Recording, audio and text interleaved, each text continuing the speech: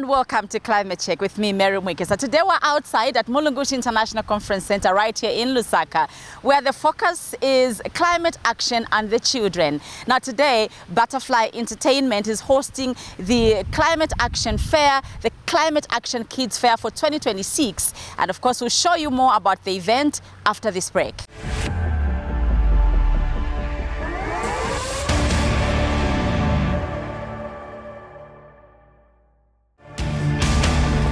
Now imagine if trees could provide Wi-Fi, just how many trees you would plant? Well, they provide oxygen. We definitely cannot do without it. Destruction of nature such as forests has led to irreversible climatic changes to our world. Join me as I talk to policy formulators, change makers and climate change interest groups on Climate Check, weekly on this channel. Now you are the solution to climate change.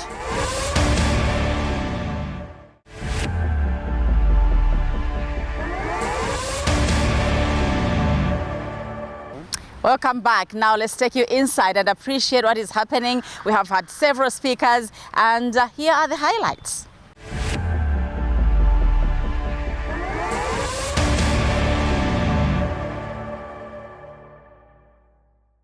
Butterfly believes that children are not just here to play. We are here to learn, to lead, and to make a difference. And that's why programs like this are so important. The Kids Climate Action Fair is important to me because it helps us change how we behave. It teaches us that what we do every day matters. How we treat our environment, how we think, and how we act. It helps us grow into responsible, creative, and confident young people. And through this fair, we are not just learning. This fair gives us an opportunity to come together, to share ideas, and to give us a platform to interact as young change makers. Today is so special because Butterfly has brought together over 30 schools, international schools, private schools, government schools, and community schools. And that shows something very powerful: inclusion. It shows that no matter where you come from, we can all stand for one cause together, protecting our planet. And even though this day is just one day event, it is a strong testament to climate change action. One of the important pillars that Butterfly stands for, because what we start today does not end today.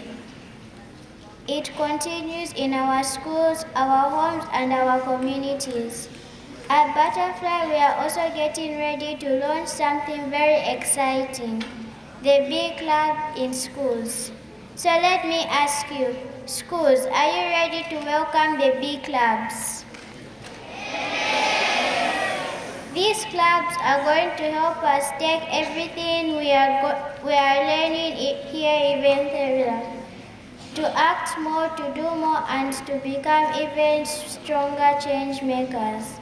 To the government, we ask you to continue creative policies that empower children like us, to give us platforms to listen to our voices and to support our ideas, to cooperate partners and parents. Thank you for believing in us. Please continue to guide us, support us, and to invest in us.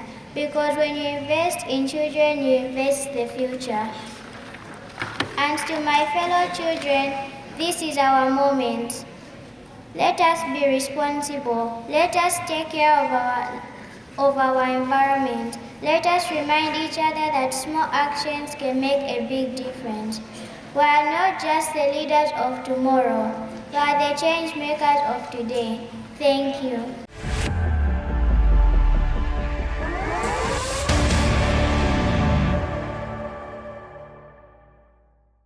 Climate change is a matter of national concern.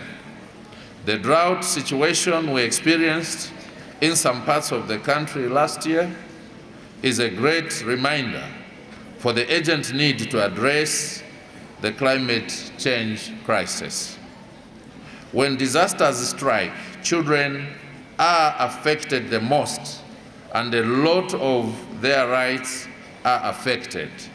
Among them, their right to accessing education and health care services, right to water and sanitation, right to food and shelter, right to life, and also right to a safe and healthy environment.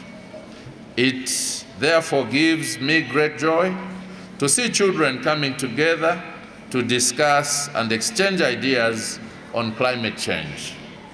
Distinguished ladies and gentlemen, the government of the Republic of Zambia recognizes that while children are among the most vulnerable to the impacts of climate change, they also represent our greatest hope for innovation and sustainable solutions. Through the Ministry of Green Economy and Environment, government is committed to strengthening climate education, raising public awareness, and promoting science, technology, and innovation as key drivers of a green and resilient economy. Initiatives such as the Kids Climate Change Fair complement government efforts by providing practical, interactive learning spaces where children can engage directly on climate solutions, discover new ideas, and develop skills that will serve them and the nation well into the future. I'm particularly encouraged by the strong emphasis on inclusion, ensuring that differently abled children are fully participating and represented in this important conversation.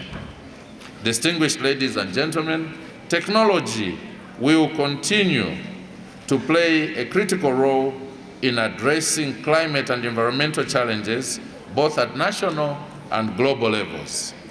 Exposing children to green technologies and climate solutions at an early age is essential in shaping future scientists, engineers, innovators, and policy leaders who will lead our nation with a clear vision and responsibility. This fair, therefore, provides a strategic opportunity to nurture curiosity, innovation, and a sense of responsibility among our young people, encouraging them to think critically and act decisively on the environment. I wish to call upon parents, educators, and partners to continue supporting initiatives that invest in the knowledge, skills, and capacity of our children, ensuring that they have the resources and guidance needed to make a tangible impact. Distinguished ladies and gentlemen, Zambia is dedicated to ensuring that our national adaptation plans and nationally determined contributions, NDCs, are child-sensitive. Government is implementing several policies aimed at protecting our children from the adverse effects of climate change. For instance, our education programs are designed to raise awareness about environmental protection among young people, fostering a generation that is informed and proactive about climate issues. This reform in our education sector is backed by our climate change communication strategy, which government is implementing through the Ministry of Green Economy and Environment, as well as the Ministry of Education. Schools have also partnered with NGOs to educate children about climate change, ensuring they understand the challenges and are equipped to advocate for their future. Additionally, government is committed to safeguarding children's health by improving access to clean water and sanitation, and by implementing programs to reduce air pollution. Distinguished delegates, ladies and gentlemen, looking ahead, we pledge to enhance child participation in climate policy discussions. We will create more platforms for children to engage with policymakers, ensuring their voices are heard. We also commit to strengthening the resilience of our communities, particularly those with high child populations. This includes investing in climate-resilient infrastructure, such as schools and healthcare facilities, which are crucial for protecting children from climate impacts.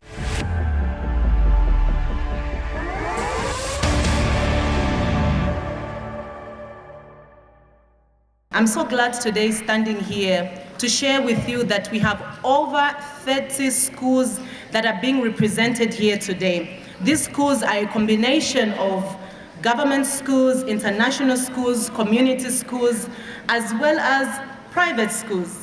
And we're so happy to see that in our midst we have also schools all the way from Kafiwe as well as Chongwe to come together and learn about climate action. This Kids Climate Fair 2026 is very, very important because our theme for this year is climate action through technology for a healthier tomorrow. Today is not just another event, it is about powerful movement, a movement led by children, driven by hope and rooted in action. The Kids Climate Fair reminds us that climate action is not just for scientists, for policymakers or adults, it belongs to every single one of us, including the youngest voices amongst us. To all the schools represented here today, your presence is nothing but short of extraordinary. From every corner, you have come with ideas, innovation, and passion. You are not just participants, but you are leaders, problem solvers, and future leaders of our planet. So let's give it a big hand of applause for all the schools that have come through today.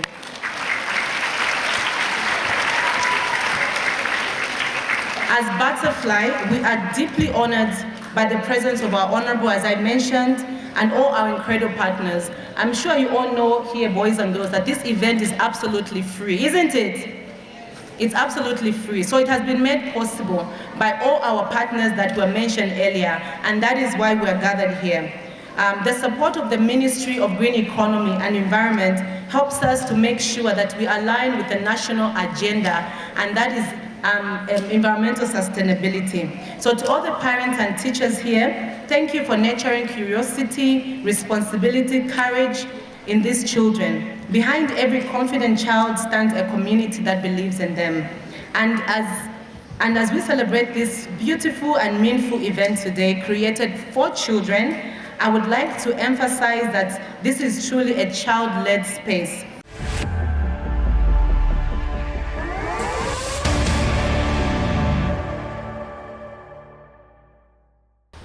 Now, the children are the center of this event, and we know that climate change affects the children more than you and I because they lack adaptive capacity. They have a longer lifespan, and they're the ones that are supposed to come up with solutions for climate adaptation and mitigation. We had an opportunity to speak to them.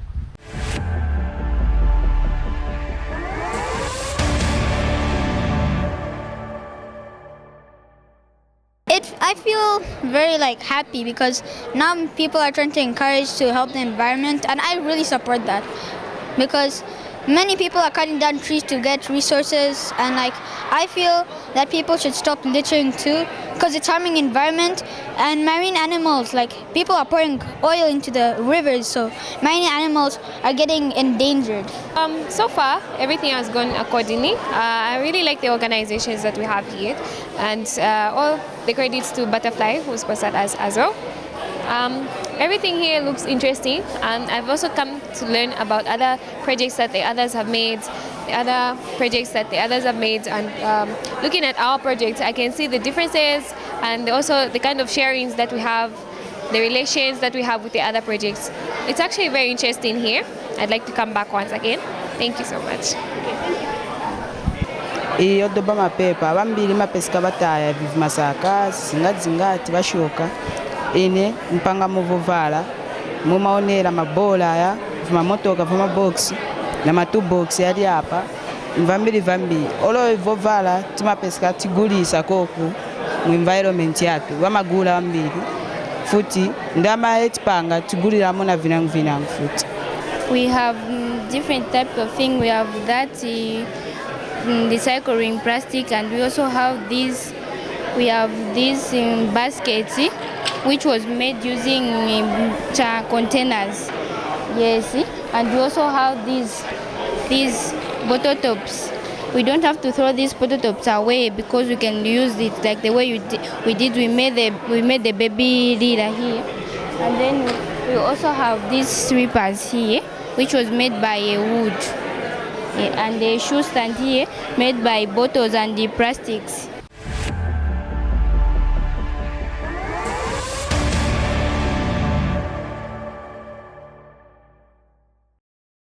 A recent drought that affected 84 out of 116 districts across Zambia is highlighting the growing impact of climate change on the country. Now government says over 17.2 billion United States dollars is needed over the next 7 years to respond to these challenges and implement climate programs.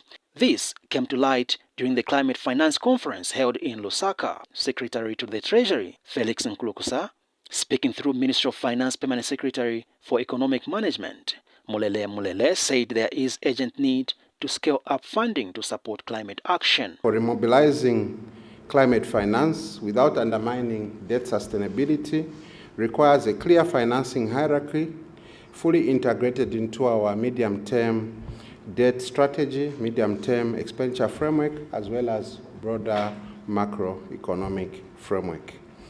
Meanwhile, Ministry of Green Economy Acting Permanent Secretary Renford Simombwe has called for a more coordinated approach to raising resources and improving access to climate finance. Our nationally determined contribution is not simply an international obligation. It is a national development instrument. It speaks directly to our energy security and ultimately to the livelihoods of our people. And British Deputy High Commissioner Simon Tenbrinke-Jackson says cooperating partners remain committed to supporting Zambia's climate and development efforts. The UK government, working in partnership with FSDA and GGI, is proud to support this effort. Our support reflects a shared belief that climate action and economic development must go hand in hand. As the country continues to face climate-related challenges, stakeholders say increased support will be key to protecting livelihoods and building a more resilient future. Nyambe Nalishibo, ZNBC News, Lusaka.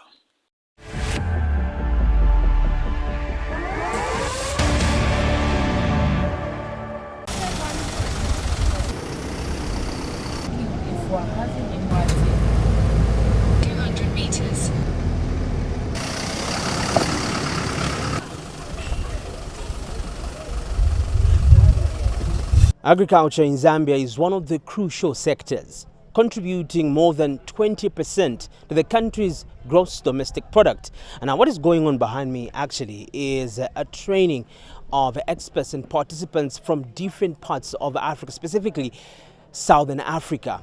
And now this is to ensure that they enhance knowledge and learning on agroecology.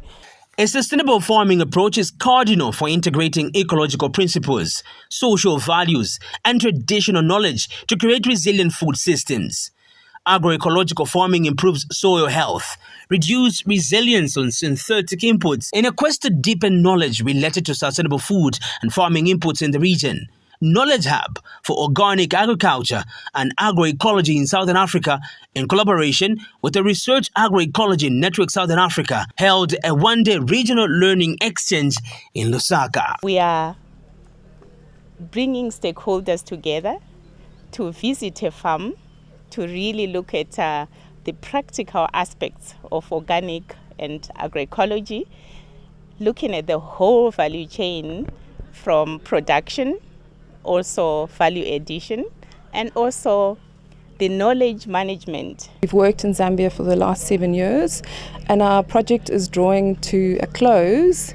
And what we are very keen to do is to ensure that we don't lose momentum of what we've done. So we've brought other partners on board today to have this networking event with us, to learn about agroecology practically on the farm, but also to hear how it can be applied within the policy space. Zambia is leading in developing a national agroecology strategy on the continent, and so the players here today are also here to talk about that and to learn from that. So we've had people from other countries here as well, even from Nepal, but the organized ones were Namibia, Malawi. The regional learning exchange brought under one roof partners from Zambia, Malawi, South Africa and Namibia.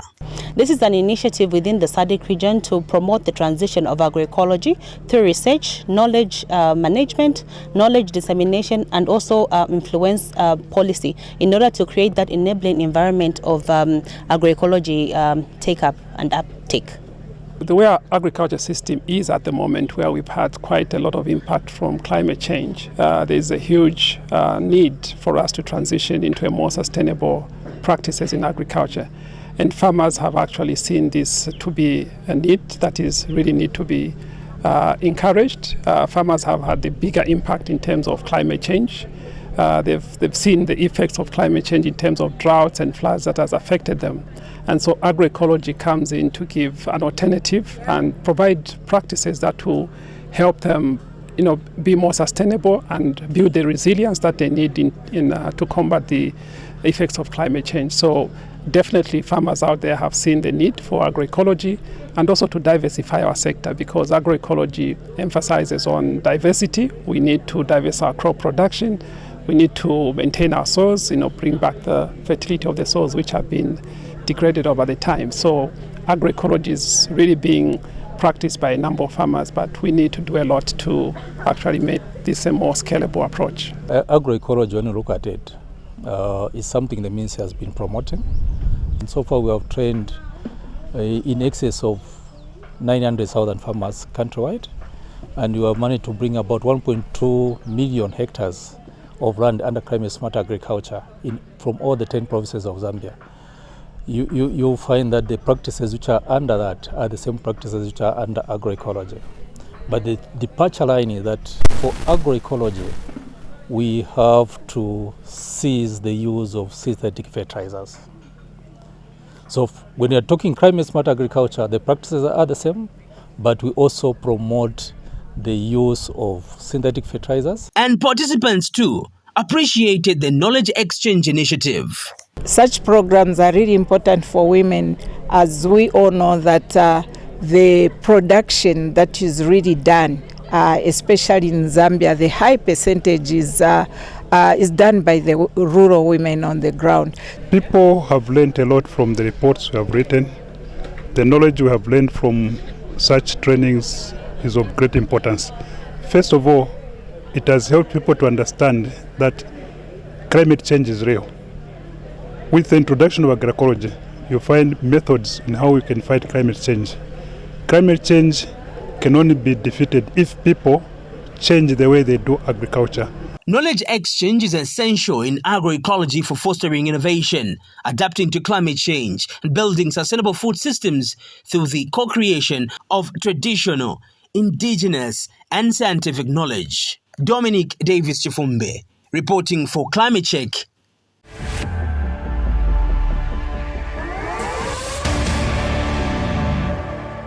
We have come to the end of Climate Check for this week. It was focusing on climate and action, and this was the 2026 Climate Action Children's Fair, Kids Fair rather, and I hope you enjoyed interacting with the children, and I hope you will find a way in which you can incorporate children even as you find solutions to climate change. My name is Mary Mwiikisa, coming to you from Mulungushi International Conference Center on Climate Check. Thank you for watching.